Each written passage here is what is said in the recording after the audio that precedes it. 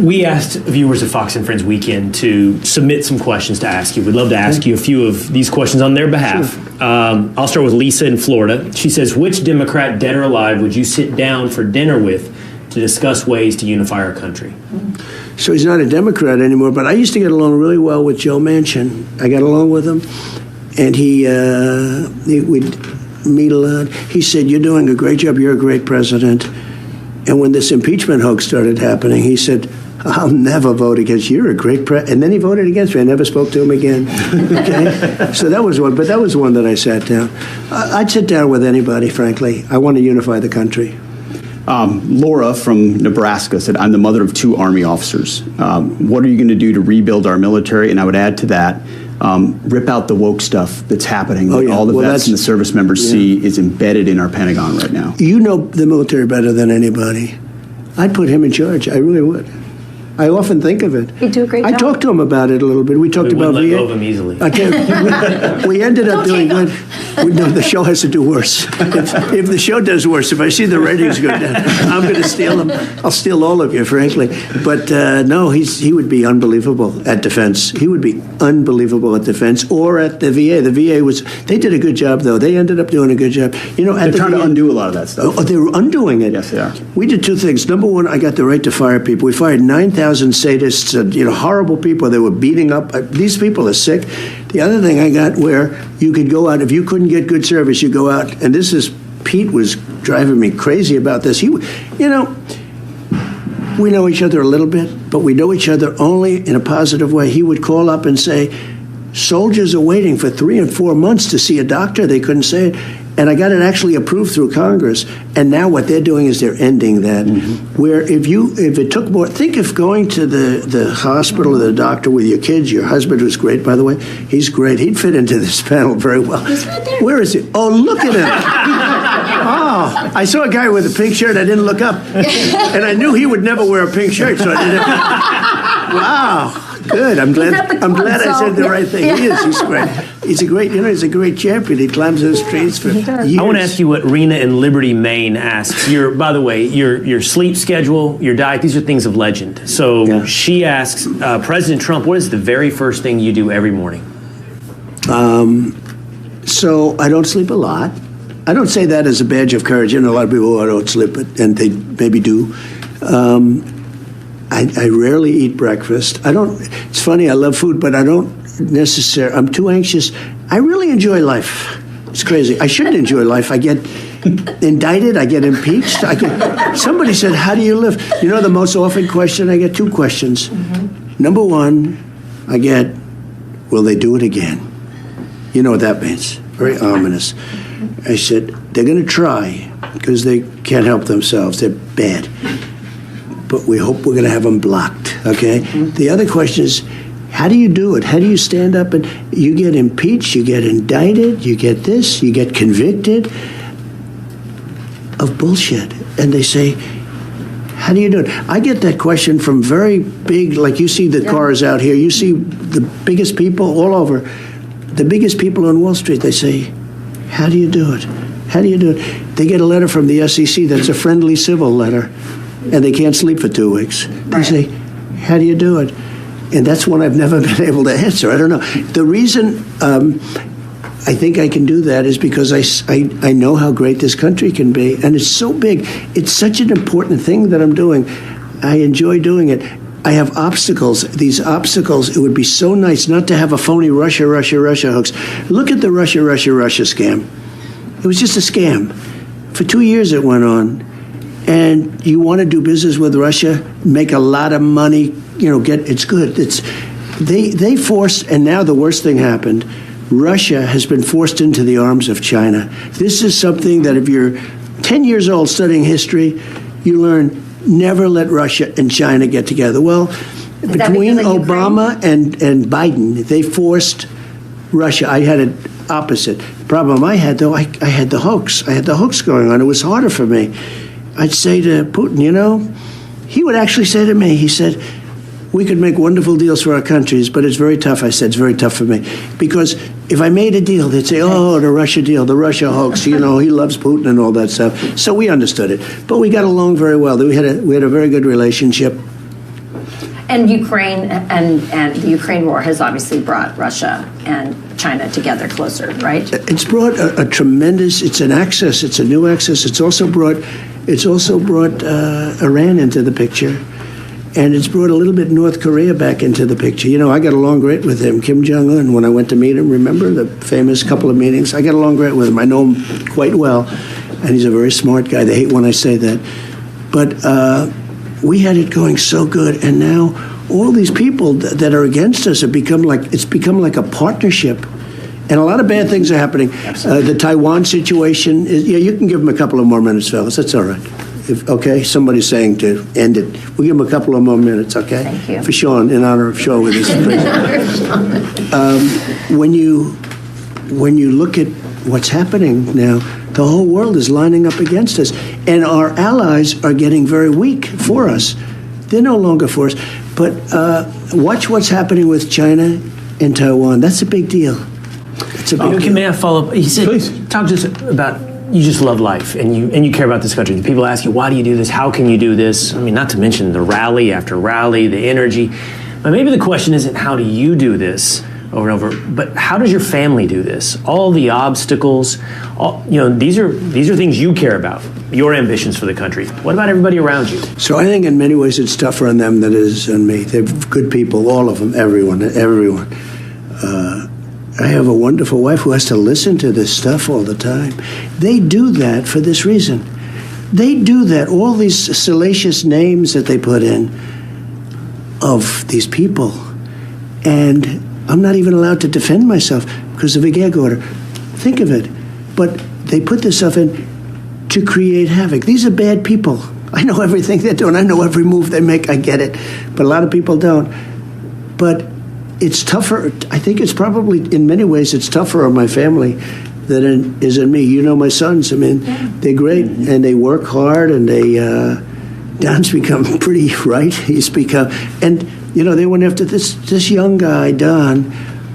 All he wanted to do is help the country, and he's been in federal grand juries and things at the beginning for hours and hours about Russia. Think of it. I'll never forget, Adam Schiff was a real sleazebag, probably will become a senator, it's hard to believe, but a real sleazebag. He comes out of a meeting, an intelligence meeting, and he says, now think of how bad you are. You make up with Hillary and the others. He knew it was a hoax, Russia, Russia, Russia. So he knew it was a hoax. Comes out, and he looks very solemn, watermelon head, with the thinnest neck I've ever seen. He's not going to be a football player. His neck is holding up this massive watermelon. But he comes in, this is one of the more unattractive people. I know you're not supposed to say that, so that's okay. I'll be out of politics. But he comes out, and he says, no stupid guy, and he says with, such dignity, Donald Trump Jr. will go to jail because of what he's done with Russia. There is no Russia, Russia, Russia deal.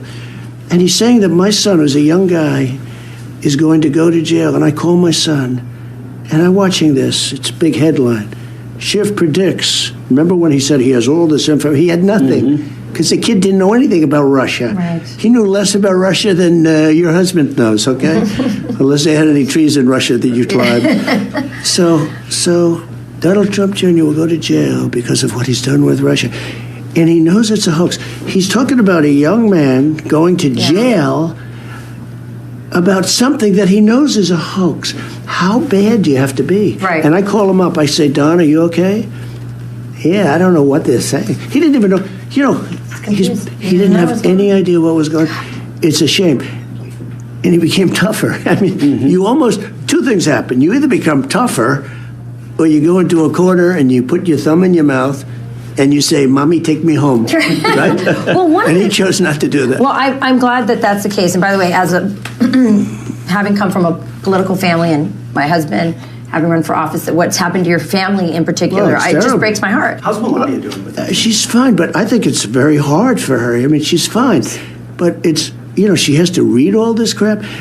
It's stuff that shouldn't even be put in the trial. The judge should have never allowed it to be in the trial. Yeah. And she has to read all this stuff? What about Barron? People started to focus on Barron recently. He's amazing, actually, in a certain way. He's tall, good-looking guy. He's a very good student. And he's he's applied to colleges and gets into everywhere he goes. He's very sought after from the standpoint he's a very smart guy. He's a very tall guy, but he's a great kid. He's cool. He's pretty cool, I'll tell you. It's very interesting. The colleges, 6 months ago, you look at a college and you sort of want a certain college, and then you see all of these colleges are rioting. Mm-hmm. Yeah. Yeah. And maybe you want to go to a different kind of a college, because there's plenty of colleges that we also like that are different and they don't riot.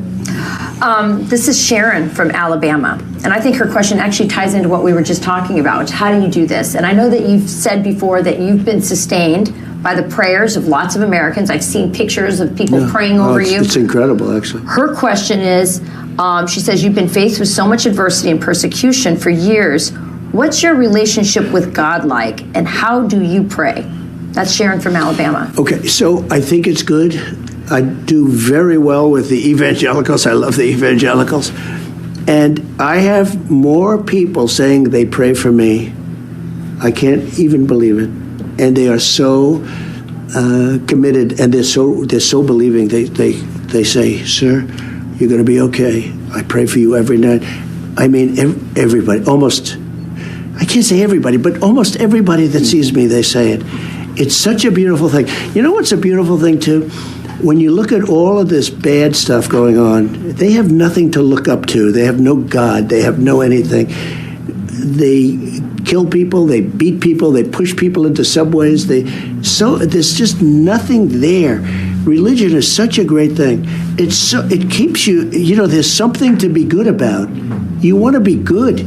It's so important, and I don't know if it's explained right. I don't know if I'm explaining it right now, but when you have something like that, you want to be good. You want to go to heaven, okay? You want to go to heaven. If you don't have heaven, you almost say, what's the reason? Yeah. Why do I have to be good? Let's not be good. What difference does it make, right? Or they try to create heaven here.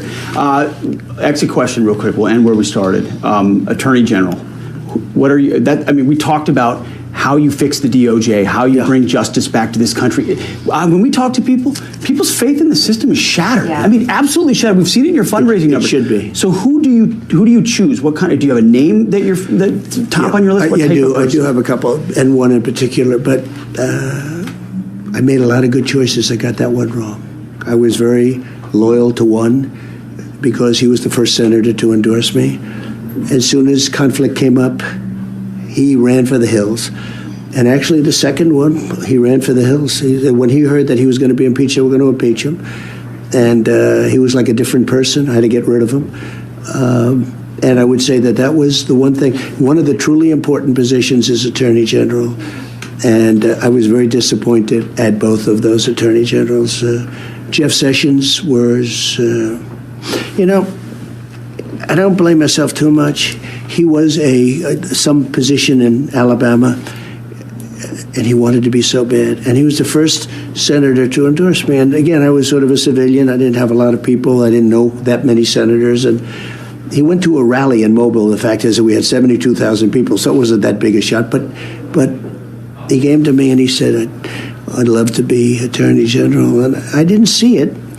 And then he came 3-4 times, and I said, just out of loyalty, I did it. And he ran for the hills because it's nasty. This is a nasty business. This is a nasty world. Yeah, how do you find and Barr? People I know Barr was threatened. In all fairness to him, he didn't want to. He was Attorney General. He was a respected guy, and they said they were going to impeach him. I understand that. I said I got impeached twice, and my numbers went up, which is unusual. I said, it's not so bad to be impeached. What are they going to impeach? He had no idea what they were going to impeach, but he was going to be impeached. They didn't know what. They didn't know why. It's like they took me to trial. There's no crime. They were trying to devise the crime during the trial. That's how bad it was. But with Barr, and he let me down. He let me down. He let down our country. He endorsed me the other day, as you saw, right? But he let down our country. It takes a brave person to do it. People don't want to be impeached. They don't want to be indicted by these scoundrels who are much more evil than people. I'm telling you, China and Russia, they're not the problem. We have a problem from within that's really bad. So he let us down. The key to really good government, where we had like Lighthizer and some of these people that were really good, it's the person that's at the top. If you get the right person, it's like magic. It's like in real estate, you know, you put a good super in a building, the building runs well. You put a bad one in, it doesn't. It's the same thing at a little bit slightly larger scale. But we had great people. I rebuilt the military. We did things that were amazing. One of the things that the people that watch your show should know, we defeated ISIS quickly. I was told it would take 5 years. I did it in a matter of weeks, right? Fast. And they did it fantastically. And I got to know the real fighting generals. There's not woke in the military. There's woke at the top. They want there to be woke. But these guys aren't meant for woke. I really don't. I really think, they're like you. They're like this guy. He's doing a great job, by the way. I don't know him. I agree. I don't know him like you, but the whole combination, it works. Are you going to fire those generals? The woke generals at the top? Because you've been talking about it. Yes, I would get rid of them, yeah. But see, now I know him. I didn't know him before. I came in. What do I know? I was a New York real estate person, but no, I'd fire them. I would fire them. You can't have woke military. You said it's so great. You need people that want to win. They want to win wars. That's what their purpose is, to win wars, not to be woke. But we do have great military. You look at what we did. Look at I was the only one in 78 years or something. I didn't start any wars. I finished wars. I got out of Syria. I took our soldiers home. I would have moved a lot of them out of Germany. I was going to move them out of Germany. Not all of them, but I would have moved. We have 45,000. So that's like, what we do by doing that, we're giving Germany this massive shot in the arm, and then they don't treat us well on trade. But we have a great military, and there's nothing woke about it other than those top guys. I used to watch Milley sit there in Congress and talk about, he's trying to understand this and that mind. I won't get into it, but certain minds, I say, is this guy crazy? But it's one of those things. I've gotten to know a lot of the generals because of the things we did. And we had some unbelievable wins, as you know. We had some wins with terrorists, the two biggest terrorists in the world ever, I took out. So we had we have some great things planned. It's very important, the people that run the agencies, if you get the good ones, and I think I have great ones slated, but if you get the good ones, it's like magic. And we had mostly good ones. You think more about the bad ones. We had some bad ones, too. Well, Mr. President, you've had an eventful week. We appreciate we appreciate you doing your first interview with us here at Fox and Friends Weekend after New York. Thank you so much. Thank you very much. I think your show is great. Your chemistry is amazing on television, and congratulations. I don't know what they're paying you, but I think it should be more. Right. Take that one in the bag, Mr. President. Thank you very much. Thank you. Thank you very much. Thank you, Will.